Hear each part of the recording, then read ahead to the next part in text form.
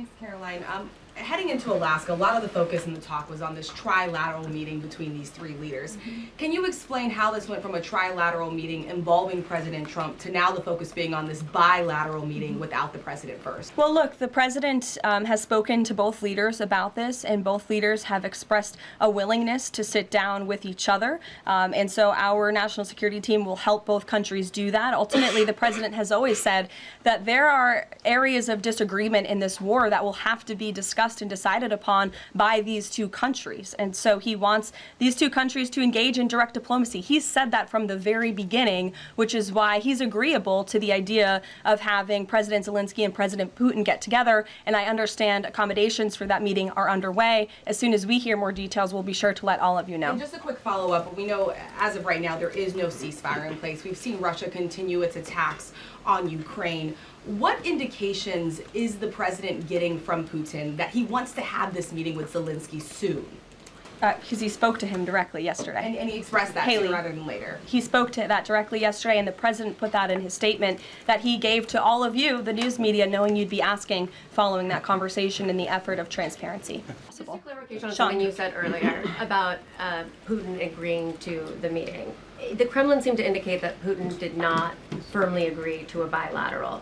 Did he agree to have a sit down with just Zelensky on the phone? I can assure you that the United States government and the Trump administration is working with both Russia and Ukraine to make that bilateral happen as we speak. I understand that the White House is working and allies are working to make this meeting happen, but did Putin promise to do a meeting with Zelensky, a direct meeting, in the coming weeks? He has, and I just answered that question for you. Actually, I called President Putin, and we're trying to work out a meeting with President Zelensky. We'll see what happens there. And then if that works out, then out by air, because nobody has the kind of stuff we have.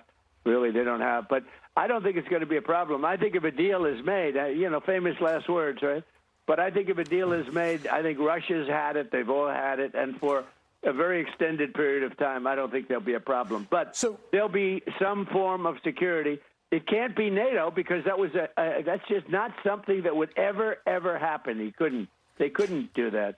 So who would want that? I mean, if you were Russia, who would want to have your... I know the president said on Fox News this morning that he's partially seeking peace in order to get to heaven. Was he joking, or is there spiritual motivation behind his peace deals here? I think the president was serious. I think the president wants to get to heaven, as I hope we all do in this room as well. 偷偷告诉大家，我最近发现了新法宝 Royal Face 逆时奇迹系列，它有活肤露、全效精华，还有精华霜。尤其我皮肤比较偏干，所以我非常的注重保湿。保湿做得好，肌肤自然丰润。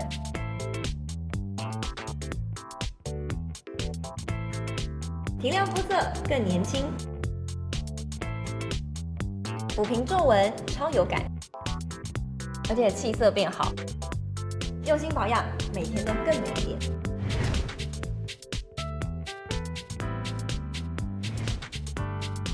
美吧。